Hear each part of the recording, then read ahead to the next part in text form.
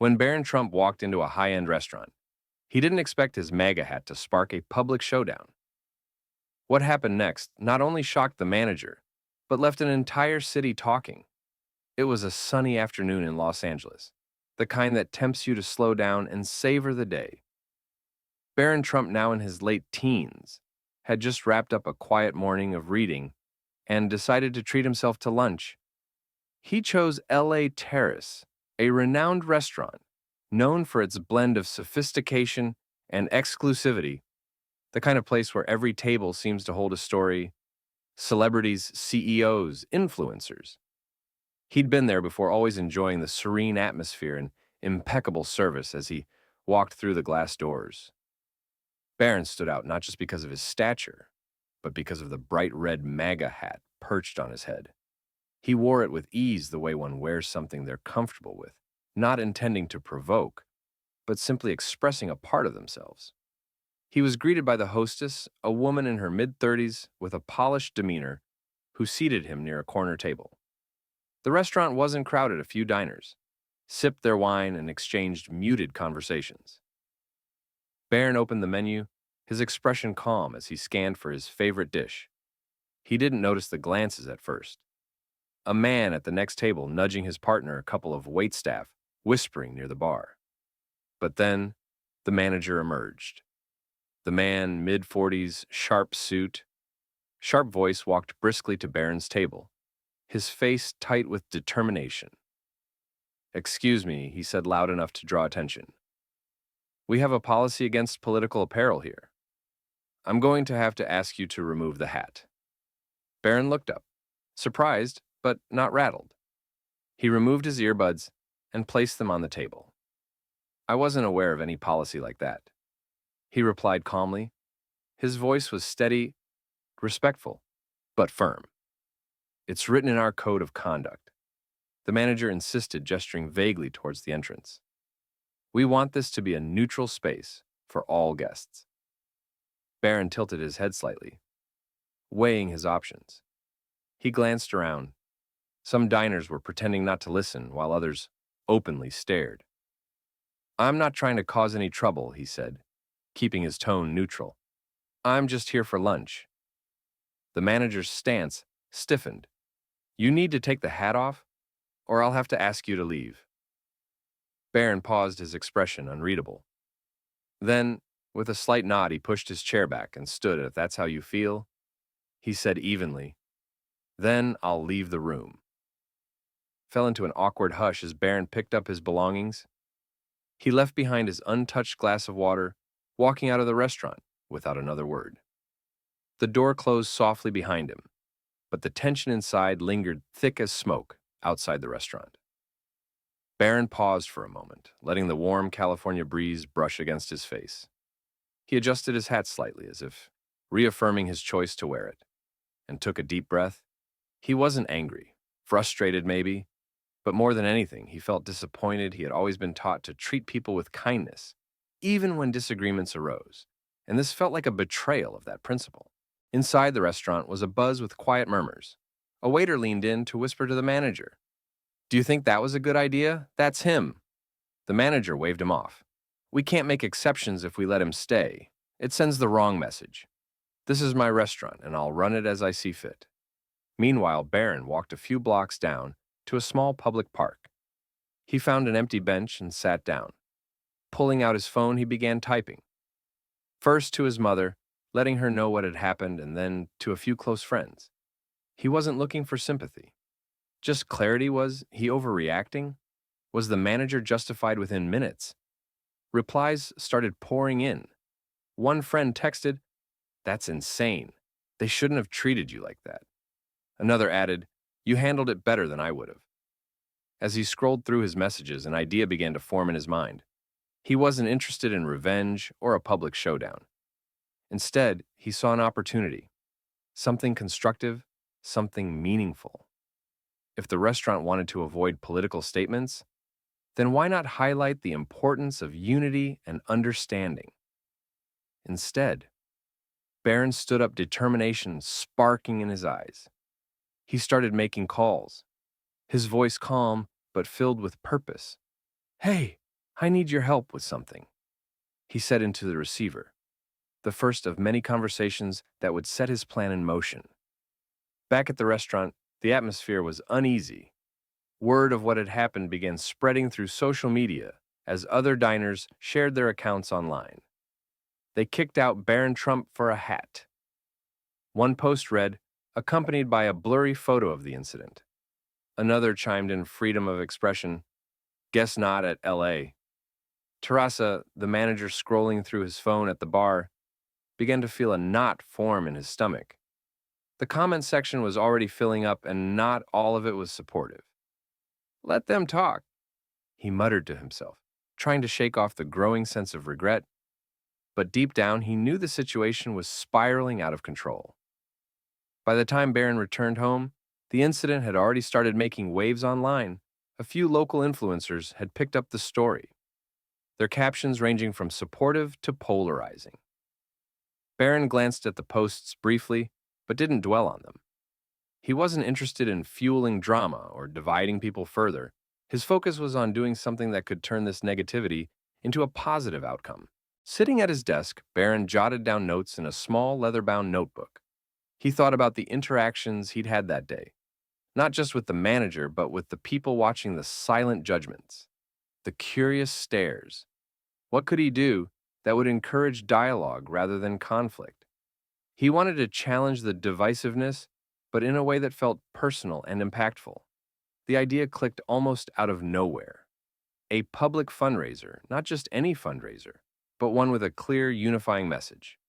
He envisioned an event that would support underprivileged communities, particularly focusing on creating safe spaces for open conversation and understanding. He picked up his phone and made a call. This is Barron Trump. I need some advice on organizing a charity event. Yes, it's urgent. Could we meet tomorrow? The person on the other end seemed surprised, but quickly agreed as the evening progressed.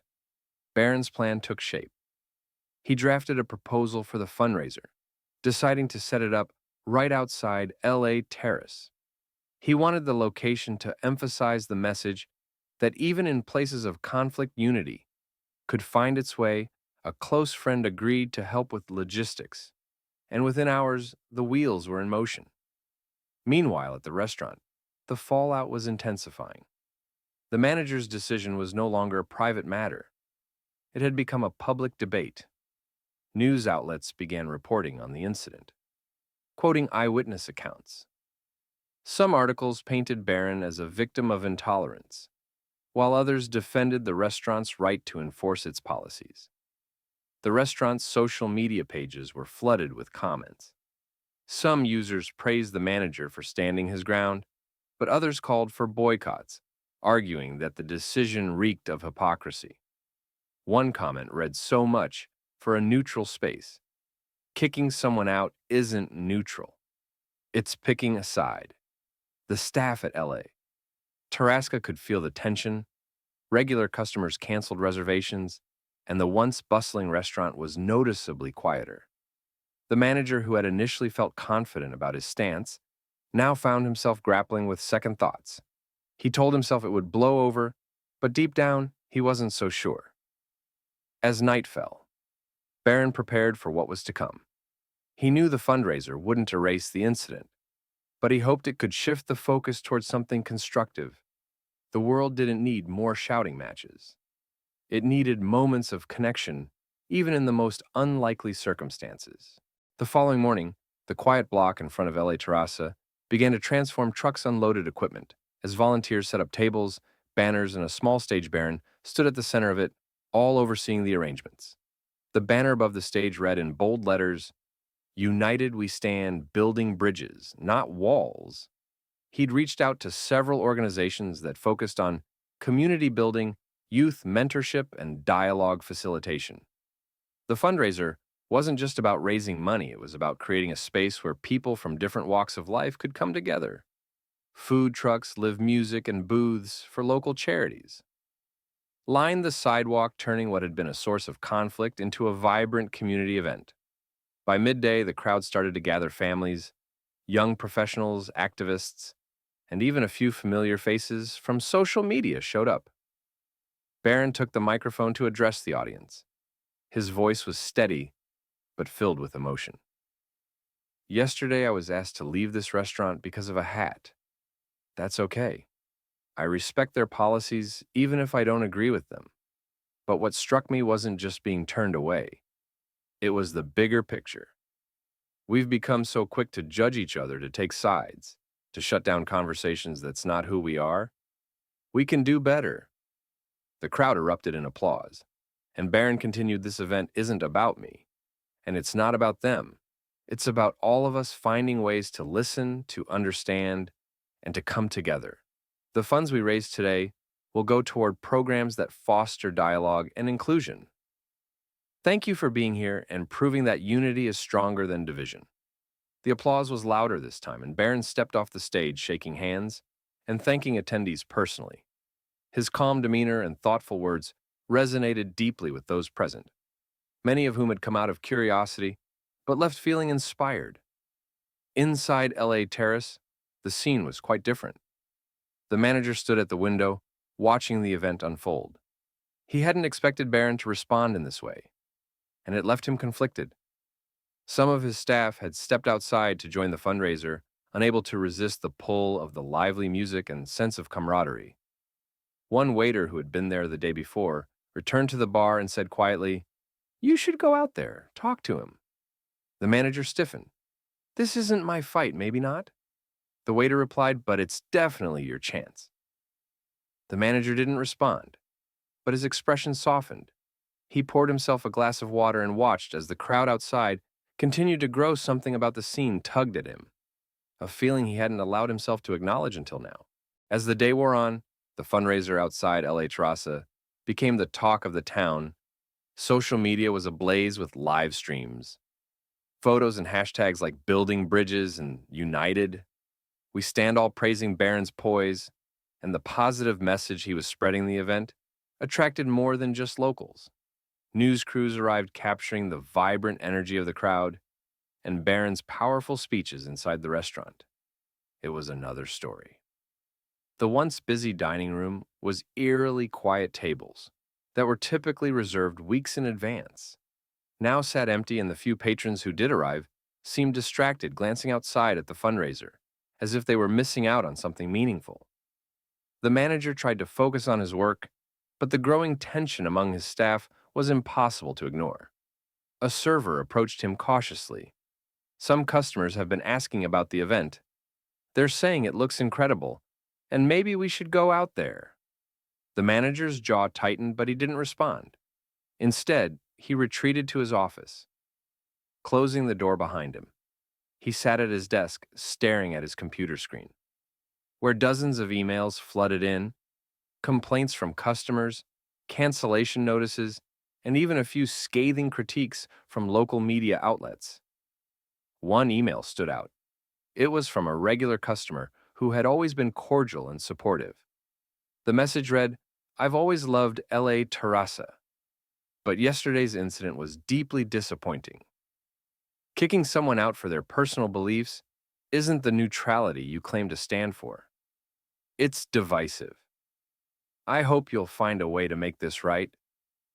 The words hit harder than he expected. He leaned back in his chair, running a hand through his hair. Was he wrong? Had his decision really been about neutrality? Or was it about something else entirely? Something he didn't want to admit to himself. Meanwhile, outside, the event had reached its peak. A local jazz band played on stage. Children laughed as they painted murals at an art booth, and donation boxes overflowed with contributions. Barron was everywhere, shaking hands, listening to people's stories, and even posing for selfies. He radiated a calm confidence. But it wasn't smug or performative. It was genuine, the kind of composure that comes from knowing you're doing something that truly matters. As the sun dipped lower, casting a warm glow over the scene, a buzz rippled through the crowd. People turned toward the restaurant doors. Where the manager had just stepped out, he hesitated on the steps, adjusting his tie nervously before making his way toward Barron. The crowd parted slightly, their chatter fading as they watched the two men approach each other. Barron saw him coming and offered a small, polite smile. He didn't flinch or step back. Instead, he extended his hand. The manager hesitated for a split second before taking it. "I'd like to talk," he said quietly, his voice almost drowned out by the noise around them. "Of course," Barron replied, gesturing toward a quieter spot near the edge of the event. They walked together, the crowd watching intently, but respectfully giving them space. Barron and the manager stopped near the edge of the event, where the music and chatter were softer, allowing them to speak freely. The manager's face, usually composed and commanding, now carried a hint of unease. He glanced at the crowd behind them, then back at Barron. "I need to start by saying I didn't handle yesterday. Well, the manager began, his voice low. I thought I was doing what was best for my restaurant, for my staff, but I realize now that I made a mistake. I judged you and I acted out of fear, not fairness." Barron listened intently, his expression calm but encouraging. "It takes courage to admit when you're wrong," he said after a moment. "Thank you for saying that." The manager exhaled as if a weight had been lifted, watching what you've done here today. It's humbling. You could have retaliated, turned this into a public attack on my business, but instead, you created something positive that's not something most people would do. Barron smiled faintly. "I don't think the world needs more anger or division. What happened yesterday could have just added to the noise, but I wanted to show that there's a better way." The manager nodded. "Slowly, you did, and I'd like to support what you're doing here. If there's a way for me or the restaurant to contribute, I'd be happy to." Barron considered this for a moment before responding. "I think the best way to contribute is to reflect on how we treat each other. Policies are important, but they should never come at the expense of kindness and understanding. Maybe LA Terrazza could host an event like this one, something that brings people together instead of pushing them apart." The manager blinked clearly, caught off guard by the suggestion, but then a small smile tugged at the corner of his mouth. "I think that's a great idea. Let's make it happen." They shook hands again, this time with genuine warmth. The crowd, sensing the resolution, began to applaud. It wasn't the kind of forced, polite clapping one might expect. It was heartfelt, a sign that everyone recognized the significance of the moment as the event wound down. Barron took the stage one last time to thank everyone who had come out to support the cause. He ended his speech with a simple but powerful message. We all make mistakes. What matters is how we choose to grow from them. Today wasn't just about raising money, it was about showing that even when we disagree, we can still find common ground. Thank you for proving that unity isn't just possible, it's necessary. The crowd erupted in cheers, their voices filling the air with hope and energy. As the sun set over Los Angeles, Barron stood with his friends and family, watching as the last of the attendees trickled out, carrying with them not just memories of the event, but the message it represented. The story leaves us with a reminder that conflicts, big or small, don't have to end in bitterness or division. By choosing grace, understanding, and proactive solutions, we can turn even the most challenging moments into opportunities for connection and growth.